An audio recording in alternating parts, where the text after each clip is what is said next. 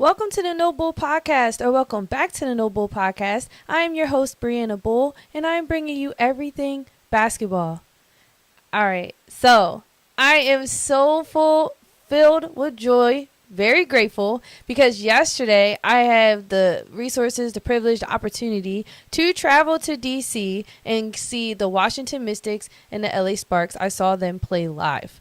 It was really fun. I went on a little solo trip, but then I ended up meeting some really cool basketball lovers along the way. Despite slight delays, a little confusion, I was able to get to the Care First Arena, not the Capital One Arena, by the way, that is under construction. I managed to make my way to the Care First Arena, and I got to watch it live. And man, Sonia Citron, every time she shot the ball, I was like, it's going in. It was just, I was there with a slight Sparks bias. Now, I've always advocated for the Mystics, but y'all know how I feel about those dark horse of a Sparks team. But just seeing all of them in person, and then Shakira Austin was off the injury report, like I literally saw everybody play. Except Cameron Brink was in a lot of foul trouble, so she didn't play as much as I would have liked her to see. But it was so fun. All right, so in the chat, we got Dame and Tulip, my Ace Band Coos, A1s, Day Ones.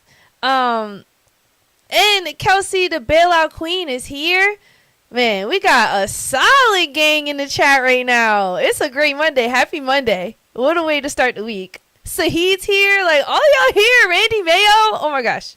I love all of you dearly. So I'm really glad to see y'all here. Thank you for showing love to the vlog. I put the link in the description below if you have not seen it. Don't expect that kind of content from me. It's probably literally the only vlog I'll post unless I go to like another game, maybe.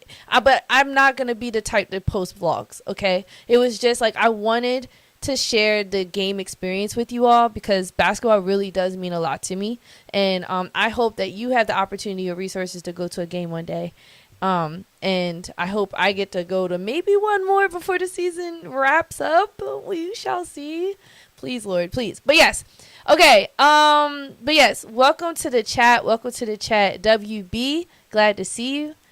We got some things on the docket today. Hold on. I got this over here. WNBA labor negotiations. Could there be a lockout brewing? We'll talk about it. Sue Bird and her statue making WNBA history over and over and over again. Trailblazer. All right.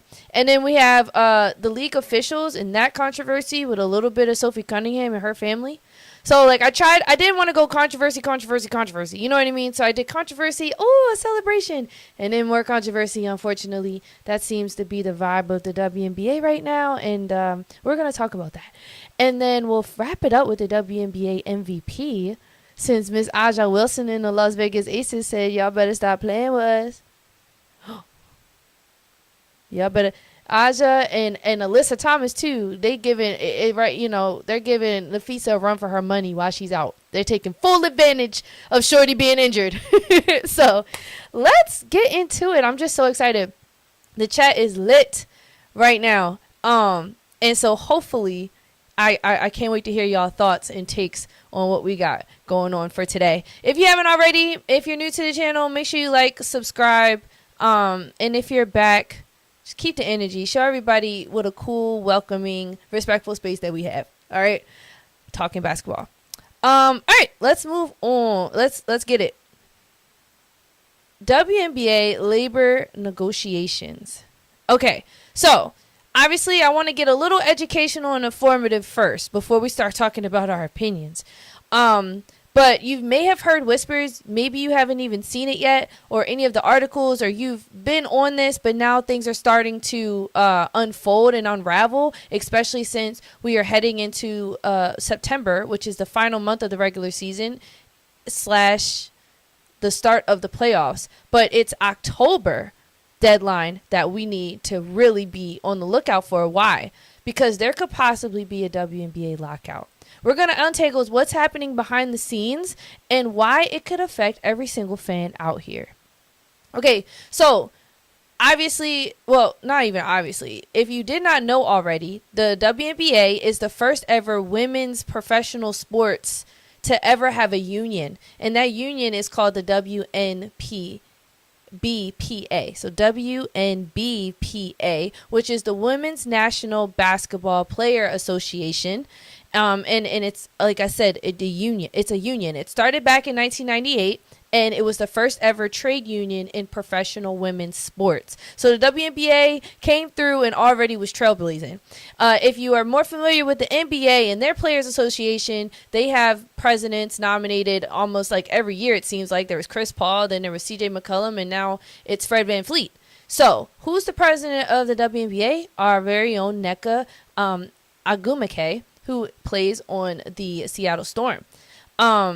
Nneka has been in that role since 2020, I believe, or 26. She's been doing it for a while. Like, she's been the president of this thing for a long time now. I got to look and see, like, really how long she's been doing it, but she's been doing it for a very long time. And in order to be a part of the association or even nominated for president, you have to, like, submit a written letter.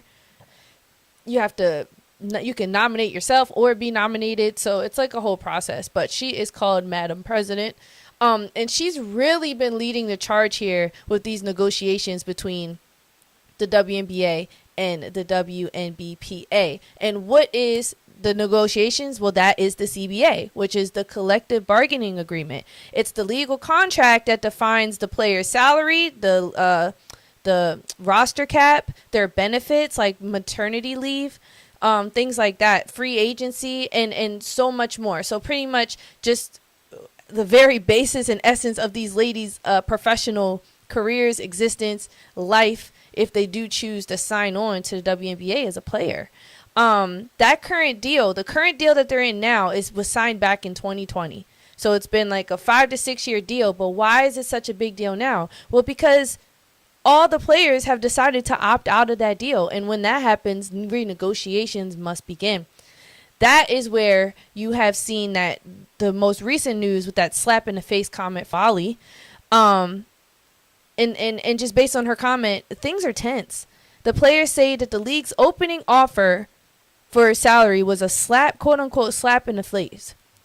And we also saw some of the, and I'm calling it like a civil war. I don't want to be so dramatic about it, but because there was a protest during that All-Star weekend with the women wearing the Pay Us What You Owe Us shirts, clearly they mean business. And this has been, like I said, a brewing. It's been what is it called? Culminating actions have been taken leading up to this point. And now we're pressed for time because we're about to be like a month or so away. We're like 2 months out from the end of the contract expiring. And if they can't reach a negotiation by October 31st, it's going to get shut down. And so let's keep going. Why does all of this matter? And before I get into that, I'm just going to check chat. Mel, welcome to the chat. Chicago Cheetah, welcome to the chat. Glad to see you. Thanks for your post. Shout out to you sharing my vlog. It was very kind of you. I appreciate that. We got some comments already about what's going on in the docket. We see some Kelsey haters, wellness check. I can't wait to get into this WNBA MVP talks. But Kelsey DeBella Queen said the CBA got ugly a few weeks ago. Players turned down $280K. And one of the questions that I was going to ask you all is, are these women being ungrateful? Or are they smart for turning that down and possibly getting more? Now, the reason why all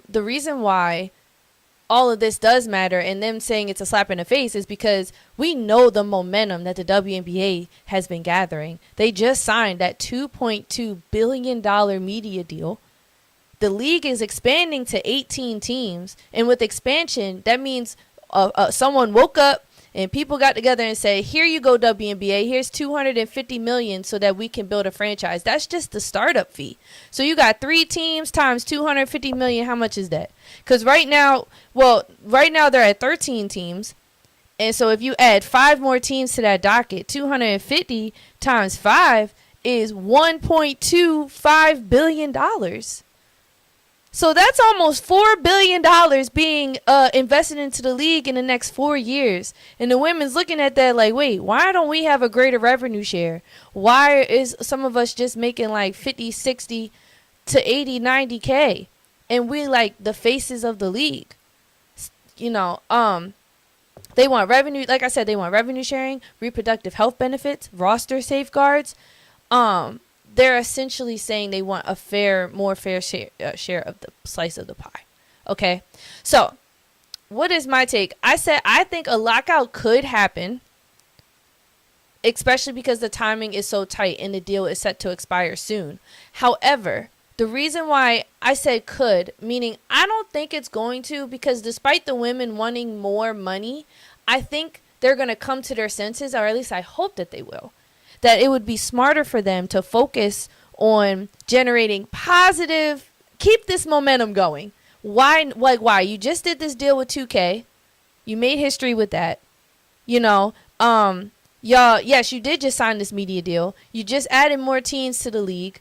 The Sue Bird's making history. Women are breaking records, triple-double records. Like, records are being set, broken, trailblazed. Like, we got to understand we are witnessing an era of women's basketball that is forever going to leave a legacy. And I'm getting a little ahead of myself with the Sue Bird segment next. But we as fans should really get excited. I've said this before. I'm going to say it again. We need to realize how blessed we are to be witnessing all of this, and how blessed these women are to be in the position that they are forever going to be known as the generation that really changed the WNBA forever.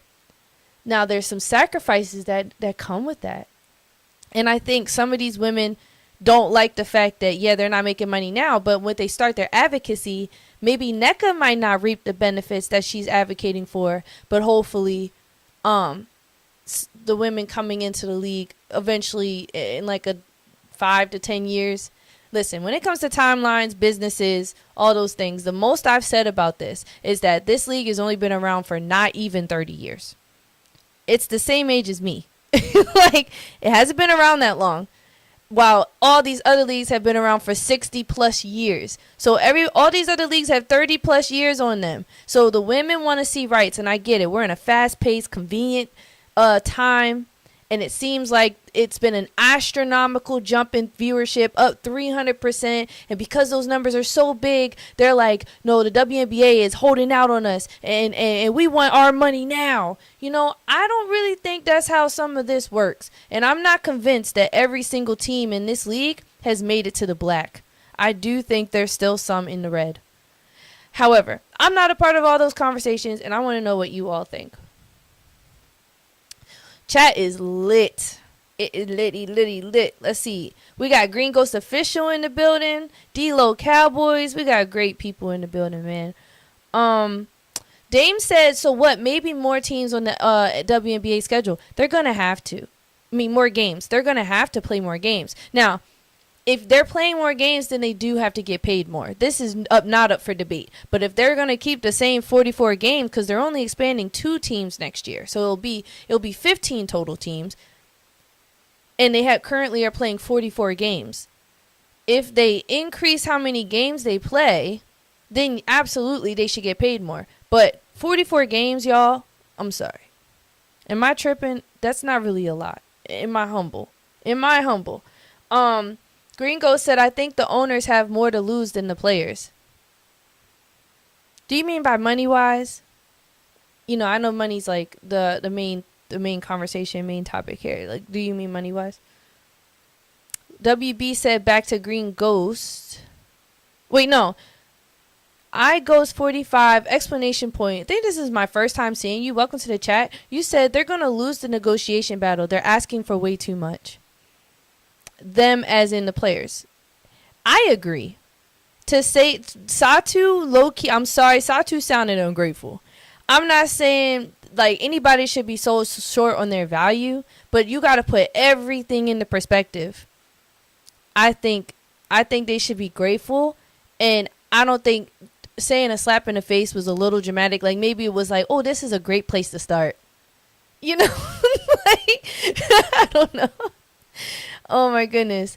Rick, welcome to the chat. Rick, you always show love. You're always so kind, and I really appreciate you. You joined the channel. You said love your video going to the Washington game. Thank you. I enjoyed creating it, but I was also like, oh, this is kind of stressful. I tried not to make it so stressful, but I'm grateful that you enjoyed it. It was for y'all. I made it because I wanted you to be a part of the experience with me. We're in this together, so. Real Money is in the chat. Said can't be the money. They just got offered $1 million contracts.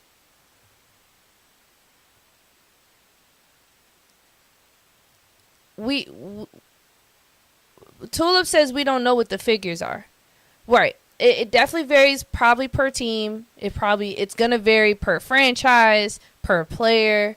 But we should expect to see cap sizes increase. Like there's just so many moving pieces that it impacts regulation, rules, how free agency is going to look. Like right now, like I've said before, they can't make trades for draft picks past 2 years. So the Dallas Wings has a pick for 2028. They can't negotiate that. And a lot of that stuff, little things like that really matters when it comes to trades. When I was looking at the cap spaces for each team, the highest cap space I saw was like $249,000 in cap space. And there's only a 12-team guaranteed roster, but not every team has to have 12. I think the Liberty, did they only have like opt-in? I think there's like one team out there that only opt-in to 9 people. So you can have a 12-person roster, doesn't mean they're going to carry 12. And I think that those are the conversations that the ladies are negotiating behind the scenes and things like that. King Lion Crown, welcome back to the chat. If you haven't already, make sure you drop a like. If you're enjoying this content, I appreciate you. Let's just, bottom line, right? Bottom line is we're not in the lockout yet, but we're walking on this wire and there's backs up against the wall. And I feel like the who has the upper hand right now? Obviously, it's the owners in the WNBA, but the women are trying to get this upper hand, and I don't really appreciate the avenues that they're walking to do it. I don't appreciate their attempts so far, and I think that if they continue to stay focused on the basketball aspect and maybe not approaching it from such a hostile place or such like a place of oh, y'all are disrespecting, like not dragging that type of attention to the WNBA could be more fruitful for them in the long run. Like, let's play the long game here. It seems like we want some quick turnaround, and I'm not saying y'all aren't like do anything, like owed anything, but I also don't want to say like you deserve the world. I've never been that type of person. Like, I think y'all gotta. I said this on the Man Down panel. This generation of women, they gotta walk so that the others can run. There was women before them that didn't even get the type of limelight, attention, deals, opportunities like Candace Parker. Yeah, they were big. They set the way to make people like basketball, and they made their own like individual accolades and space ripples effect. But the league is nowhere, has made dramatic progress. So the balance of being compensated for the dramatic progress, I think it's just missing the mark. Like for me, for example, I started in June with this podcast, and I don't really know the trend of followers, subscribers, but I'm at like almost 460 going into the month of October, and I'm grateful for the momentum. But I don't feel like I'm owed anything or do anything. I've been doing this for a month and a half, as opposed to other people in the space who've been doing this for years. You see what I'm saying? I can't come in here and just think I earned all of this, and just because I've had some momentum doesn't mean I should be getting paid more. It's taking that perspective and putting it into the WNBA right now in the current mindset of these ladies. Again, here's the deal. If you just joined, you want to be caught back up. WNBA players in the league are in the middle of some heavy CBA talks, and the current deal expires October 31st and while no one wants a lockout, it's definitely on the table. Has not been taken off. And I think some stars are bracing for a fight, like our new people. Some of the rookies have made comments about it. Rookies like Kiki Irfan, who said like, oh, I love business. My family raised me about that, and I've always wanted to dabble in it. So we can expect to see comments and further talks from her. Obviously, Angels has said things. Caitlyn said things. Even Sonia Citron said things. So, and Aaliyah Boston, she said things. Like, there's younger women who have said things. Right now, the association doesn't have anybody younger than 30 in it, I believe. So you got, like, the older heads. But these younger heads are going to start making waves, and we need them to be really smart right now. These women need to be smart about what they say. We don't want to kill any of this momentum that the WNBA is carrying right now. So, let's read the chat, and then we will move on to the next topic. It's a little tense, right? a little tense. We're going to move on to something a bit more celebratory. Kelsey Bella Queen said, if you give me $280K, I'll play in the WNBA, and I'm a guy. That's the W GOAT comment of the day. If we can pin that comment, that is hilarious. That is the GOAT comment of the day. Green Ghost said, the beauty of an open market capitalist society is that they get whatever the owners agree to.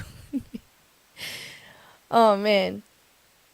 And Chicago Cheetah said, totally agree with you, Bree. But like I said, Chicago, my favorite thing about you is you always bring your perspective. And when we don't even agree, I love your perspective. Like, you always kind of get me thinking in a different direction sometimes. And I appreciate you for that. Thanks for the love.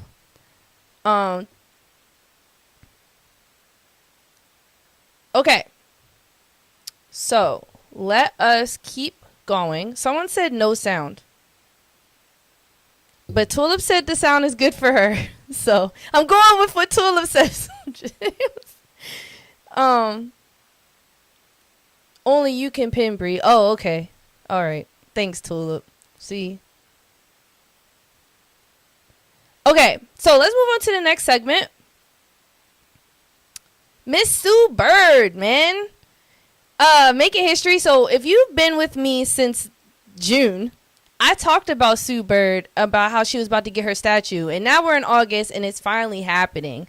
All right. And I'm really excited. Again, this is like good. This is a breath of fresh air for the league. This is something celebratory because it just seems like it's been a lot of negative attention right now for the WNBA. So I feel like this is a huge win for the W, and here's why. So let's celebrate a true legend, Sue Bird, after a iconic, I call it iconic, 21 seasons career with the Seattle Storm. She's now the first WNBA player ever to be immortalized. I hate using that word. I don't even want to use that word. Okay, but the first WNBA player ever to have a statue. The Bronze Beauty was unveiled outside the Climate Pledge Arena in Seattle, and it's not just about honoring her. I think this is just a huge milestone for the league in general. We see all these NBA players getting statues, Wade, AI, other people that I can't think of right now because I'm so focused on Sue. But you see a lot of them get statues, but now we finally got a female in the women's sports getting a statue, showing a little girl out there or any woman out there, hey, you could get a statue one day too. That's so tough, right? But before we get into like the statue and the legacy behind that, let's talk about Sue and her career. She retired as the Storm's all-time leading scorer with 6,803 total points, and she's the WNBA's career assist leader, dishing out 3,234 assists of all time. That's not just good, okay? That's generational greatness. And I say generational greatness because Sue is a 4-time WNBA champion, and she's managed to do it in like every single generation. She did it in 2004, and then again in 2010, in 2018, and then finally in 2020. And not only that, she's a 13-time WNBA All-Star. You know, back when the All-Star game was really fun to watch. But anyway, no shade, but shade. Her longevity stat reads like rare air. Like she has the most career starts with 580. She's the only player to have played in 550 plus games. And she has the most wins in league history with 333. So her impact on the court has obviously been unmatched. And she's been inducted into the Hall of Fame. But all of that doesn't stop there. Her off the court, she's a part owner of the Seattle Storm. And she just is stepping into a leadership role as the managing director of Team USA Women's Basketball. So this isn't going to be the end of Sue Bird. Like after this trophy, it doesn't stop here. She's going to continue to be in the league, generating impact and hopefully helping whip these ladies into shape. Now, I know people say that Sue is a diva. All right, there's been talks. But so was Kobe. You know what I mean? And I wouldn't even call him a diva. It's just like when you're great and you love the game that much and you have that like that grit that, you know, what did Kobe say? He said this. Shaq said, there is no I in team. Kobe said, but there is a me. You feel what I'm saying? Like, you know, you just got that mentality, and that's Sue Bird. And one of the things that she said at the ceremony, and I wanted to read this to y'all because it was so cool. I love that she said this. She said, quote, "People keep asking me what it feels like to be the first. And the truth is, I never set out to be the first at anything. But if being the first means that I won't be the last, if this statue means that 20 years from now, there will be statues of other WNBA greats, then I am proud to be the first." End quote. Come on. So, that's really cool. She's right. Legacy. When I was at the summer camp, one of the things we were trying to instill into the kids' head is your legacy. I know you're young, you want to have fun, but really think about your legacy. All of us, what legacy are we leaving? Just because we're not athletes or professional athletes or whatever the case may be, we have opportunities to leave legacies for our children, in our job, whatever type of purpose you have, you are leaving a legacy behind.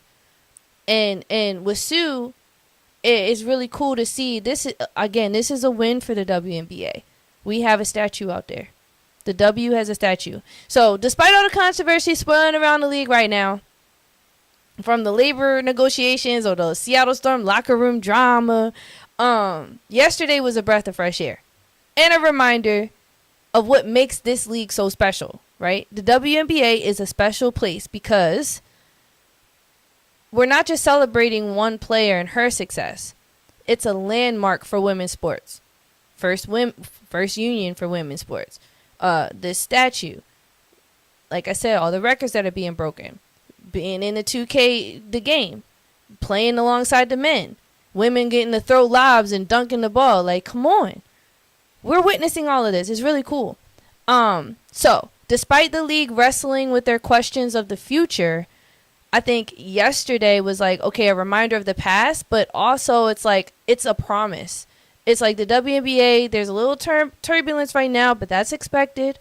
But in the future, I think we need to continue to focus on laying this foundation for the WNBA. And as fans, continuing to remind these players and remind the owners of the team how, like, cool this is. Like, we're all a part of history and making a legacy in this sport. So this was just priceless. This was priceless. It was inspirational. It was a lot of hope that I got from it. What do y'all think? What do y'all think? I'm a little sensitive today, huh? I'm coming in with a little emotion. I should have cued the music or something. Cue the sad music.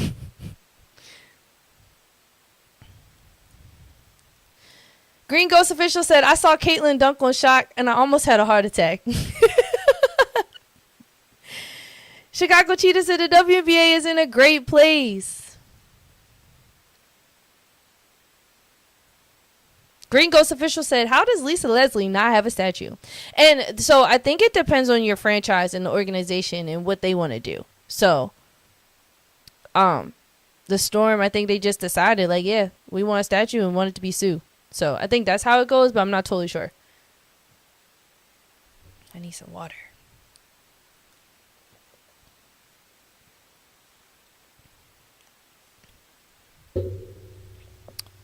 Okay. Henry T. Hurley Jr., welcome to the chat.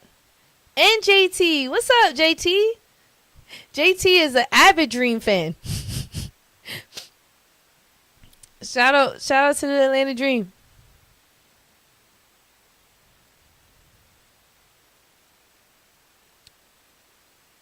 Tulip says Sue Bird was like Steve Nash, but with the chips. What's up, Jacob? Salute, man. All right. So, wrapping up with Sue Bird. Again, her statue was unveiled. Go check out maybe the full picture. Do you think it looks like her? I thought it did. And it was cool that they got her doing a layup, too. Which is like, apparently, allegedly, that was like her first ever bucket in the league. And her last ever bucket was a layup. So, really cool. Really, really cool stuff. Okay, let us move on. We are in great timing. Beautiful timing, beautiful.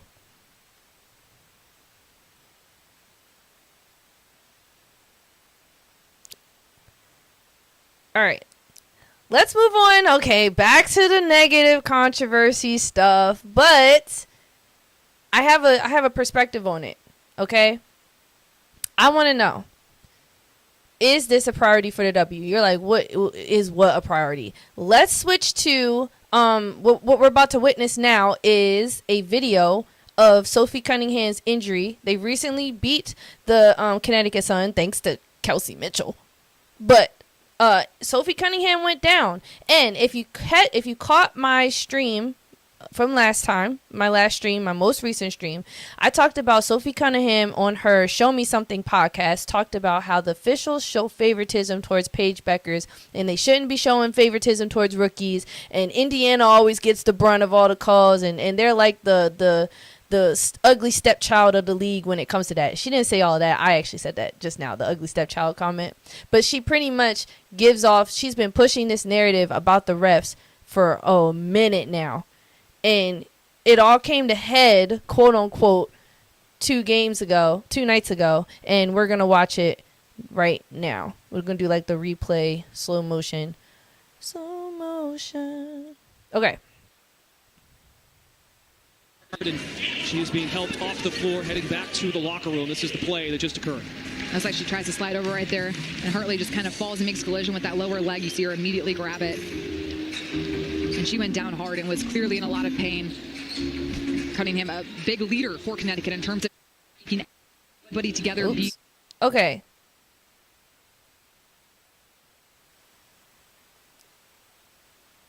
So, is it me or... Okay, you know what? Let me, you know what, before I say what I was going to say. Let me lock back in real quick with y'all. Let me lock back in.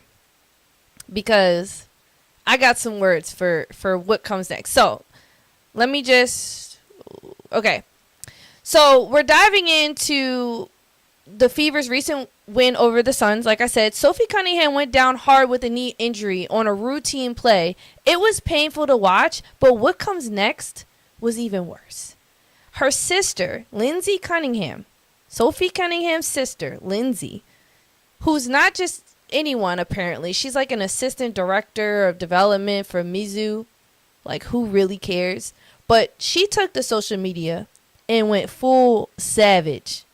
And she had some choice words. She called out the WNBA's officiating. And I don't even think she just called out the officiating. She called out the WNBA. She said, quote, maybe WNBA, maybe you should focus less on finding players for commenting on your poor officiating and more about hiring officials who can call a consistent game and protect your athletes. Pathetic. She said, pathetic. Praying for you, Sophie. Unquote. Okay. First of all, it was a loaded statement. She started off talking about finding players for commenting, and like I said, she's referencing this league's trend of slapping disciplinary fees on outspoken players, and that top outspoken player is Miss Sophie Cunningham, who was slapped with like $500 fine and then a $1,500 fine. She was slapped for a $500 fine for a TikTok that she did calling the refs stupid, and then she was slapped with a $1,500 fine when she said something about the refs in her podcast, and it wasn't even the Paige Beckers comment. So despite her getting slapped with these fines, she continues to talk about it, and now she's hurt. And Lindsay, her sister, goes on to call the officiating's pathetic, suggesting that the league needs to rethink its priorities. Okay. So, a lot to unpack here, right? Because what I don't like is Lindsay using Sophie's injury. Obviously, emotions are high. Sophie's upset. Her team is plagued right now. They're like New Orleans or something. Like, they got bad luck, bad juju, something going on. Shout out Juju Watkins. Can't wait till she gets here. But anyway, she obviously was in, like, while her sister is in literal pain, like literal pain, emotional pain, physical pain, whatever pain, you decide to tweet out and make a comment and start pushing this narrative. Like, I see the intent behind it, because she's claiming that the refs are making it unsafe for people to play, right? But I look at this injury, and y'all let me know what you think. I look at this injury, and I don't really see it. It was like they were capitalizing on the moment, because this injury that she got was unfortunate, but it has nothing to do with terrible officiating. I mean, this injury specifically. So the anger coming from Lindsay, I think it was more of a strategic thing as opposed to like an emotional thing, whereas though she's just trying to capitalize on that moment specifically so that she can drag awareness, push it even more, so that it becomes a priority for the W. With everything that they got going on right now, you want to use this injury that has nothing to do with the officiating to push this narrative? If anything, your sister should have got called for a foul, but she didn't. They let it play. I'm just saying. Bria Hartley was the one who got fouled. You want to use this example to say what you said? I wasn't a fan of it. She leveraged the emotion of the injury to basically just shame the league into taking action. It wasn't just my sister's hurt. It was my sister's hurt because this league won't get its house in order. Girl, we don't need that right now. The WNBA does not need that right now. Wrong time, boo. Time and place. Time and place. Time and place. What do y'all think?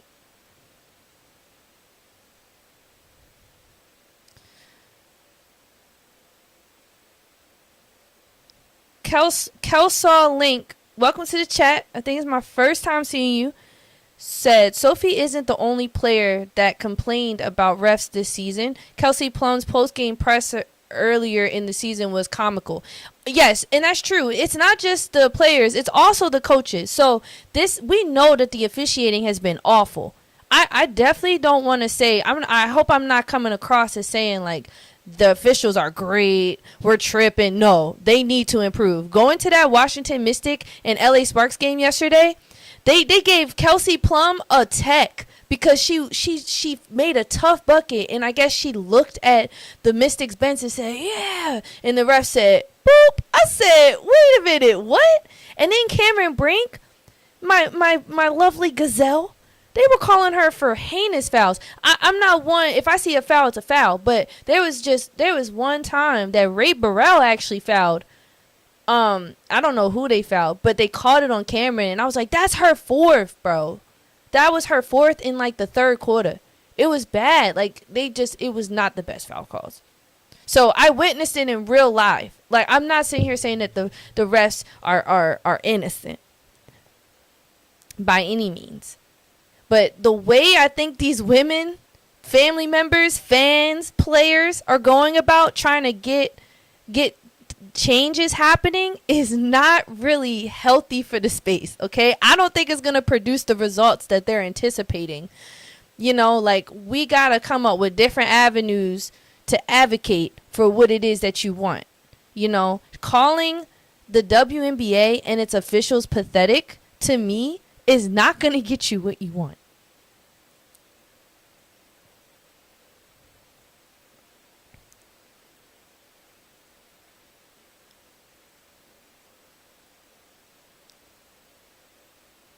Ooh, Green Ghost Official said if they don't fix the refs, I'm going to cancel my league pass. Ooh, that sounds like a promise, not even a threat.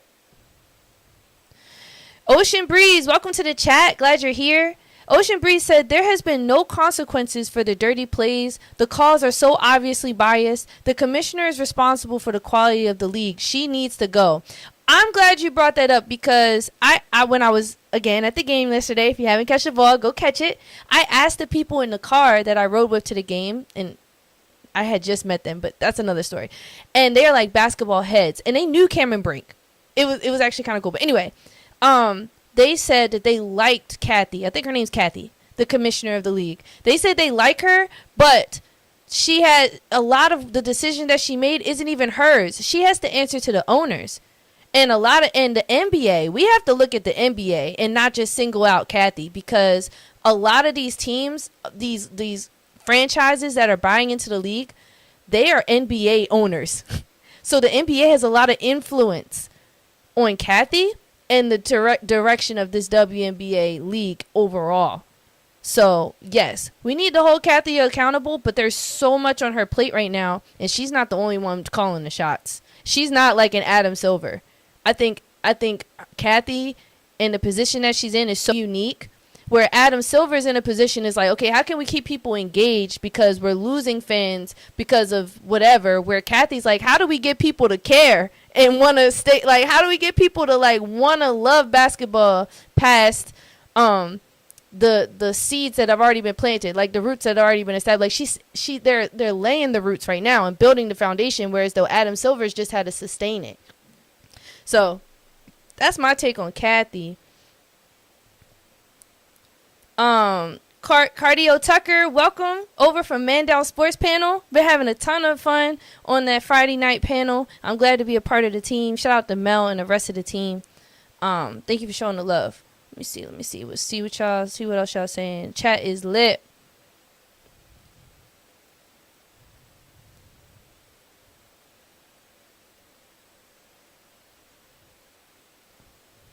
See anything about the refs? So far, I'm seeing the overall consensus. Someone said rugby, ain't it? Wody Mac, welcome to the chat. Yeah, so Dame and Tulip are my first mods ever. Tulip been rocking with me for a minute. Like before I had this grid and stuff. Like Tulip was with me when I didn't have this. Like Tulip been with me from the jump, and Dame has too. They both have been with me, and I had to give them a wrench, man. It was long overdue. Johnny on the spot said, "You're too young to have lived through Michael Jordan's rookie year. If the league don't fix it, the Department of Justice will." That's hilarious. Welcome to the chat, Johnny on the spot. Way to come in dropping bombs off the rip. I love that, man. That's hilarious. So I see someone talk about the NFL, and yeah, like I think refs are a problem across the league. So I guess my main question to y'all is, since we all have great thoughts on it, is this added controversy a priority for the W right now, considering everything that they got going on with the negotiations, the expansions, the new deals, the media deals, the 2K deals, it's like they're in a civil war right now. Do you think that the refs and their officiating is a super priority? And how do y'all feel about Lindsey Cunningham and even Sophie Cunningham's efforts to get exposure and attention towards it? Do you really think these ladies are, do you think their safety is really in question? Like it's a safety concern? I do, like, we can talk about that Chicago Sky game recently with the Connecticut Sun. Bria Hartley is on a tear apparently right now. She must be going through something because she keeps being a part of these conversations a little bit. But that whole the ejections, the 3 ejections that happened, it was Ariel Atkins, Bria Hartley, and Rebecca Allen, right? Yeah, Rebecca, and I would say a lot of that was a buildup because these players are frustrated with the calls they're not getting. So then they just start taking it out on each other. And next thing you know, we ready to scrap. And we saw it early in the season with Sophie Cunningham again. We keep seeing like reoccurring people. So I don't think it's like a huge like epidemic, but it is a problem. It's definitely a problem. Cheetah said, I don't think the W wants to do anything about the officiating. At least not right now. I think they just was like, yeah, okay, Lindsay. You know, it's like, right, Sophie, right. Like, just not right now. Reese from Philly said the league should be remixed from top to bottom, owners to the refs.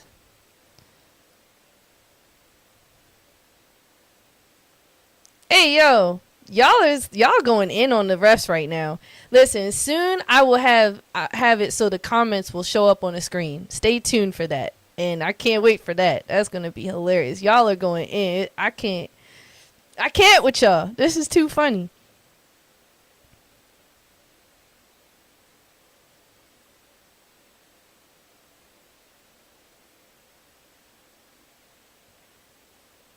Y'all are funny. All right. So, where we at? Okay, we're at good timing.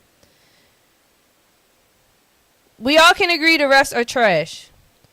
We can all agree to that. Does the WNBA need to prioritize it? What can they do, too? Here's the thing. We all can be like, yeah, we got to do better, but what could they do to make the refs better? Like, I wonder what kind of program they go through. You know, like, what kind of training program do they take these refs through? Who's hiring these refs? Is there a committee? I have a lot of questions. Because, you know, we don't want to be critical and then not propose any solutions. You know, we gotta meet criticism with some solutions here. You know? Let's make it conducive. So, WB says, Sophie got a flagrant 30 seconds in and her sister is calling out the refs. LOL. Yeah.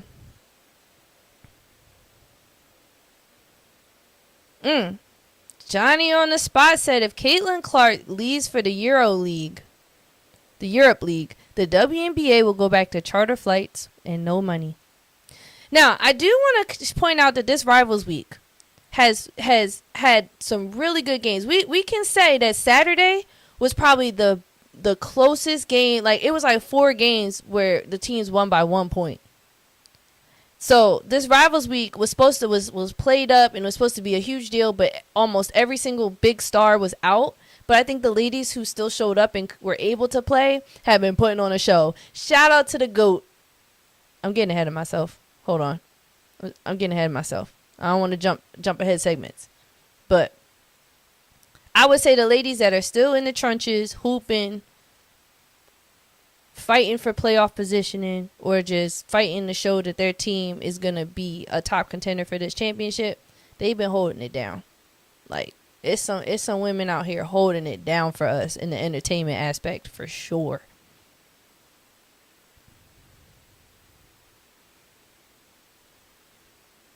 Man Down Sports, Mel said, the refs are calling the game the way they're instructed to. Fever fans are just mad because physical basketball slows down Clark. Ooh. We getting shady now. We getting real shady now. What y'all think? WB said facts. I know we got some Fever fans in here. We got some Fever fans in here. Woody Mack said uncalled fouls is not physical, it's just uncalled errors. JT said the refs don't care. They're getting paid less than the kids mopping up the sweat. Hey yo, that's a great question. Ooh, JT, that's great. Let's look up and see a WNBA ref salary. I want to know the answer to that. Damn. I'm sorry. So first thing to pop up says WNBA referees typically earn between $180 to $425 per game, making their annual salary ranging from $16,000 to $50,000. Yeah, man. If I'm a WNBA ref, I'm calling whatever. I don't care what y'all say. Y'all only paying me $16,000 a year. I'ma call anything and everything. I don't give a damn. $16,000 a year? That's like that's a little. How much? Let me do some math. Like, if you were getting the lowest salary, so if we were to average between $16,000 and $50,000, let's just say that's like $20,000 a year, or I'll be nice and do $25,000 a year. Let's just say the average ref makes that. Divided by How many months do they play? Oh my God. I can't even. We're just going to do, they start, what do they start in April? May, June, July, August, September, October, 6 months. So maybe they have some training too or whatever. Give or take, we'll say 7 months.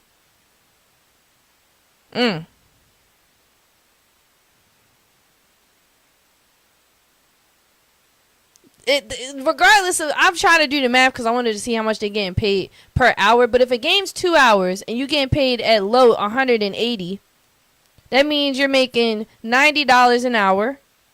However, how many games do you officiate per week? Let's just say maybe you officiate 2 per week. And then there's 4 weeks in a month. So 180 times 4 is $720 a month. And you do it for 6 months. That's $4,320 for 6 months. That doesn't include taxes. And we know where America's at right now with that. So, yeah, if I'm getting paid that low, I don't give a damn. I'm calling either everything or nothing. I'm just kidding. But I'm definitely not out here like they get what they pay for. How about that? The WNBA refs are getting what the WNBA is getting. We're getting what they pay for. Low quality, because ain't no way you're getting a top of the line ref and they only making under $50K a year. That's not even the median average for a household. That's a part-time job salary. That is insane. None of them are doing this full time unless they're retired or something. There's no way you're feeding your family on that. Some of these refs are probably like, this is my part-time job. Y'all really think I care as much as you want me to? Absolutely not. You see what they pay us? No, y'all don't. I'm glad someone said that. I didn't even think about that. All right. We said a lot. The chat is so lit right now. We got to move to this next topic because I want to hear what y'all have are saying, because I think what I hear, the conversations are changing week to week, who y'all think should be the WNBA MVP. ESPN recently dropped their article with the analyst and their thoughts, and based on the odds. Now, these odds, I forget where I pulled these odds from, but they're slightly different than the ESPN odds. But currently odds are showing Napheesa is like unanimous for winning this MVP, despite her being out. She went down in August 2nd. So we're almost at the end of the month. And in this month, Alyssa Thomas and Aja Wilson have been going stupid. More so Aja, but I got my ways with Alyssa, and I don't want to give too much about this one argument that I've been having with Mel. Him and I have been going back and forth about the value of triple doubles, because I want to continue that conversation when he's present. But let's talk about it. So, and I want to give y'all some stats because that's important.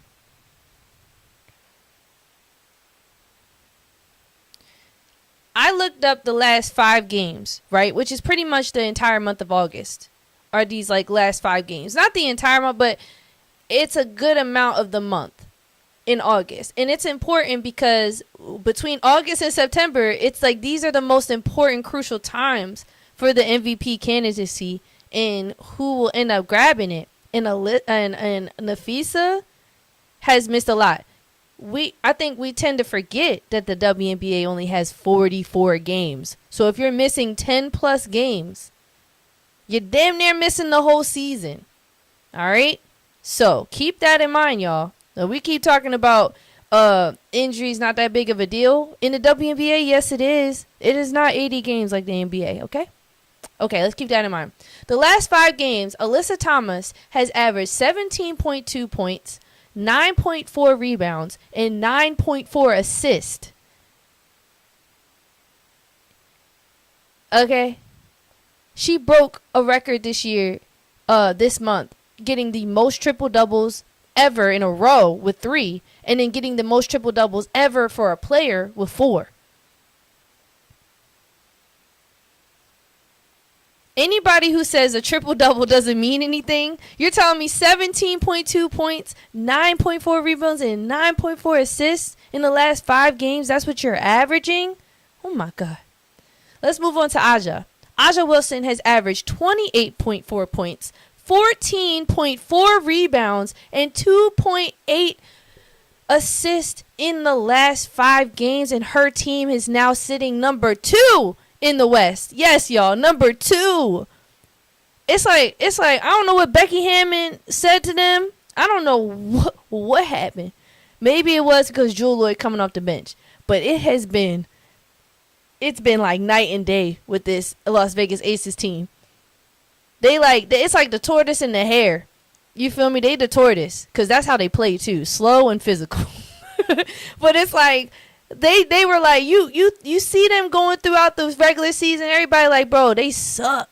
They the worst. Aja's cool. Aja's this. You know, she could be MVP, but her team's not doing well, so team success matters. But here they come. Here they come. Now, Napheesa Collier. I pulled up her last 5 games, right? And even though she hasn't played, she played 1 game in August, and then the rest of the 4 games that I'm listing this average for was in July. So this is what she did before she went down on her injury. All right? She averaged 24.8 points, 7.4 rebounds, and 4 assists in the 5 game in her last 5 games that she actually played. So, putting it in all perspective for you, Alyssa Thomas damn near averaging a triple-double. Aja Wilson is averaging a double-double in her last game and carrying her team to win after win after win against hard teams. And then you got Napheesa Collier, who's out. Her team is sitting at 28 wins, already clinched playoffs, and they're doing fabulous without her. So, I don't want to take away from the amazing season that Napheesa's having, but Aja and Alyssa kind of got me side-eye right now. If Napheesa does not come back, she's cooked. She's cooked. Johnny on the spot said AT has been stat padding all month. Oh, man. Johnny.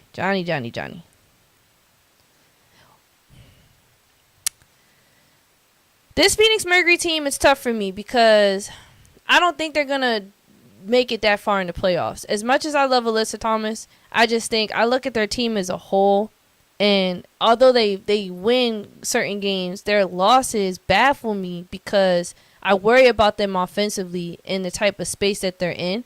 And although majority of their offenses ran through AT, I still like how huge of a team that they are, and that does set them apart from all the other teams.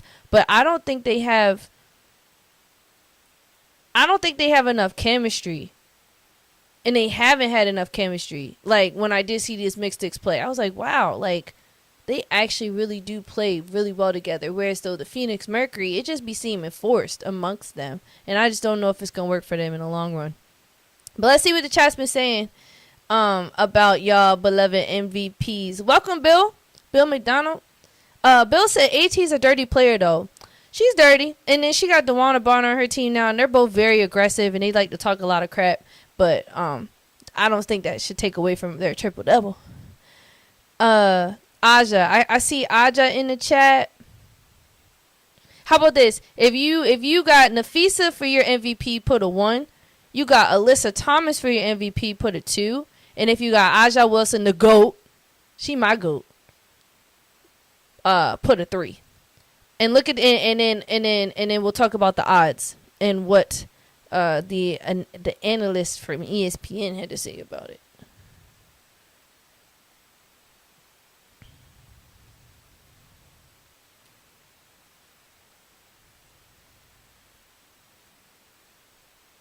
I see a lot of Ajas. I see a 3. So I got Aja. I see a 2 with AT and a 1 with Napheesa. All right, I got another 1 Napheesa, 2 AT. I love how like spread apart this is, by the way. Like it's not a unanimous, overwhelming thing, despite the articles and what everybody was first saying. Now it's really like becoming a conversation, and that's what makes it fun. Oh, W said the first was a typo. That's crazy work. So I so far see 1, 2, 3 for Napheesa still. I got 1. I see a lot of 1s for Napheesa. So talk to me, y'all. Tell me why you think Napheesa, despite her being gone this entire month and the Aces making their push, why you still consider Napheesa to be the MVP of this league? And the second part of that question is, what if she doesn't come back until playoffs? Is she still qualified to be called the MVP of the league?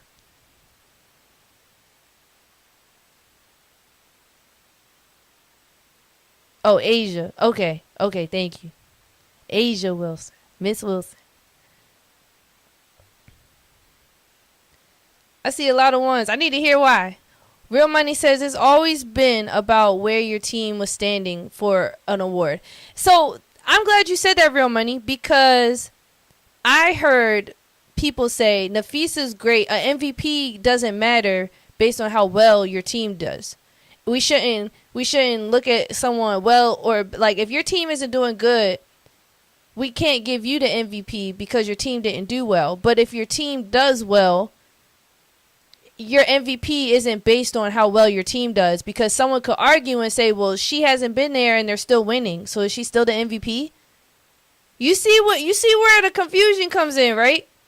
You see where the goalposts are moving. JT said Fee was the best player. She was definitely more efficient. Now, if you look at Aja and Fee's stats up side by side, Aja got her in rebounds by like almost 2. But Napheesa got her in points by almost 1. And then Aja's shooting percentage is, Asia's shooting percentage is almost like to 50%, while Fee's is like 55% from the field goal. So she's way more efficient than Asia. One could argue, though, she doesn't have to take as many shots as Asia because of the state of both of these teams. At least that was the narrative. Now things are looking a little different.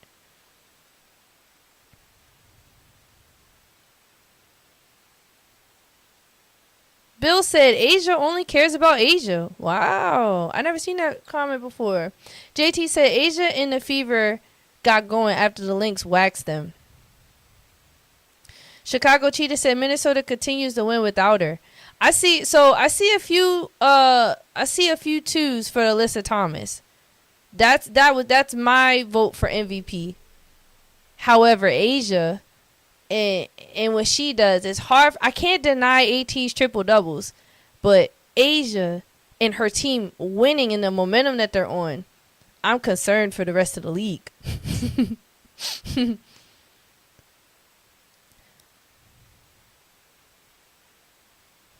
Someone said Asia's better than Bam. Absolutely. Absolutely. Fee said, someone said Fee is more likable. And that's the thing, though. That's the thing. Let's actually, now that we're on that topic of being more likable, let's talk about what the ESPN analyst had said, right? So all 4 of them have Fisa as their MVP. Despite missing this is what this article says. Despite missing the past 3 games because of an ankle sprain, Collier remains our consensus pick. Minnesota has won all 3 games without Collier, albeit by smaller margins, and still holds a 6-game cushion in the standings. If Collier is out for more than 2 weeks, she initially was reported to miss. The race could get interesting. But Collier has been the league's best player all season and has played more minutes than her closest challenger, which is Alyssa Thomas. So she's played a lot. And this injury, but if you're the Minnesota Lynx, and I've asked this before, if you're Cheryl Reeve and you're Napheesa, are you reading this article and saying, bring me back early so I can get my MVP? Or are you saying, I want to wait, and even if I lose it because we're waiting, it's more important that we win this chip?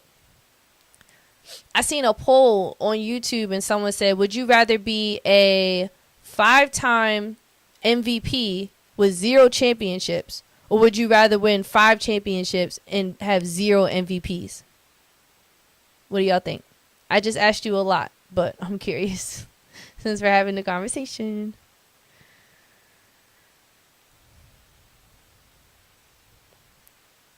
See you later, Green Ghost.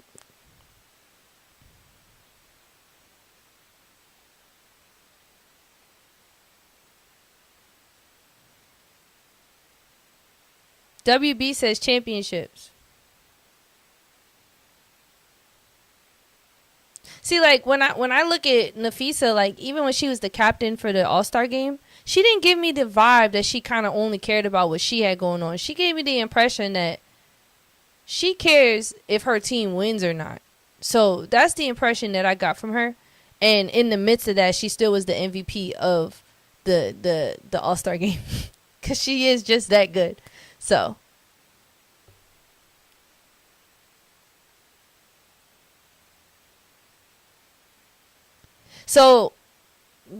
if Napheesa doesn't come back, then she might just be cooked, because we have, I'm telling you, Asia she was the MVP in 2023. Or no, Thomas, my fault. Alyssa Thomas was the runner-up for MVP in 2023. So it's like they all got something to prove. This is really fun because they all have something to prove. If Napheesa go down and it's between Alyssa and Napheesa doesn't come back and it's between Alyssa and Asia, I think that's going to be really tough. But according to ESPN, it's Alyssa who is Napheesa's top challenger right now. It's not even Asia. So, it's very interesting, man.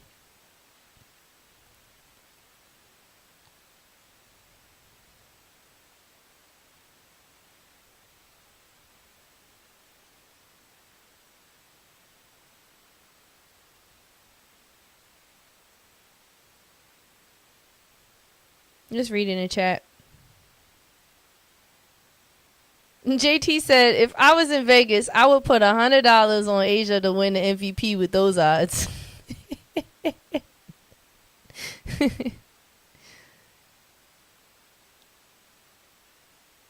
Y'all are funny, man. Tulip says AT runs her team on both ends. That's why I like AT, man. And the 5 games that she did that she missed, because if you look at all 3 of these players, they missed around the same amount of games, but Napheesa's starting to lead them in the amount of games she's missed. But when she was gone, AT was gone, they only won 1 game of the 4 of the 5 that when she was gone. And someone argued that point and said, well, if your team can't do well without you, then how great are you really for the team? It's levels, there's layers to this conversation for sure. But like I said, my 3 order, the list for me is AT, Asia, then Fee. There's moments where I put Fee over Asia, but because to me, Asia's just the GOAT. You see what I'm saying? Like, I think she's just the GOAT. I don't know if this is going to be her year. She's like Joker. Someone has said that, like, I think this is like SGA year. This is FISA year.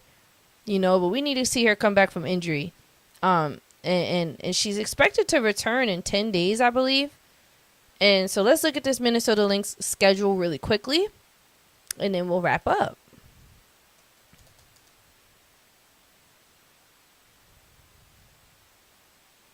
So tomorrow, the Lynx and the Liberty play, which is a big game. And the last time those 2 teams seen each other, the Lynx came out on top, thanks to Courtney Williams. And obviously Emma Messiman and Jonquel. Like, you know, it wasn't just Courtney, but she for sure was a huge deciding factor on that win. There's a lot of games on tomorrow night, but I really wanted to focus on this Lynx schedule and also the expected return of Fee. And although this is just like WNBA MVP, they also put out the ESPN. They put out the Rookie of the Year. All 4 of the analysts had Paige winning. Then Defensive Player of the Year, there's 2 of them said Gabby Williams. 1 person said Alana Smith. And then another person voted for Napheesa for Defensive Player of the Year. But the front runner right now is Gabby Williams. But there is talks that Asia could be up there too. Most improved player, 1 person said Alicia Gray, while 3 others said Veronica Burton. And we know the great season that this Golden State Valkyrie team is having. And they dropped the power rankings for the WNBA. And the Golden State Valkyrie is sitting at 6. And also the coach of the year was unanimous with the Golden State Valkyrie coach, Natalie. So, and then for 6th man of the year, we all know, JT, this one's for you, bro. Miss Naz Hillman was a unanimous 6th man of the year candidate. With Jessica Shepard maybe as a challenger for 6th man of the year, but we saw Jessica move to that starting position, just like Naz, but still. Yeah. That is right now what they got going on. Let me just, like I said, check this link schedule, then we'll talk briefly about tomorrow's games, and then we'll wrap up.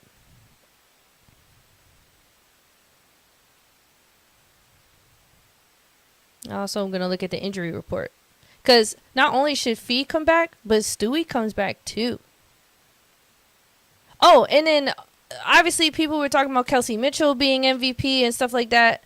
I mean, yes, she's been bailing out Indiana, but if you look at her stats, she don't even come close to what these other 3 that we're talking about. So, just saying.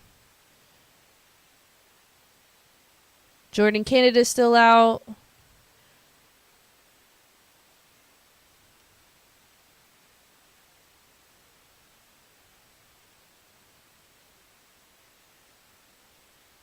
So, last comment was made 2 days ago. Says her estimated return date is August 19th. But she was completely ruled out on August 16th. So, maybe we could find another article.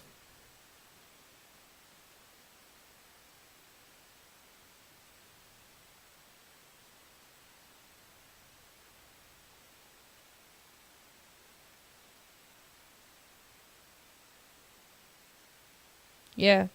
There hasn't really been any like super, I'm looking at the recent, like past 24 hours. And 12 hours ago.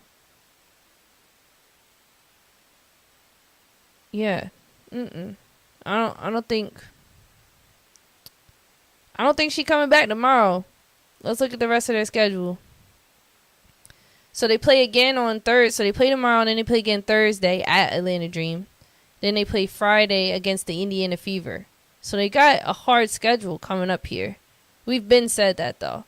Now, August 24th, they host the Indiana Fever on a Sunday. Could we anticipate to see Napheesa come back? Possibly. I think that would be a perfect game to integrate her back in.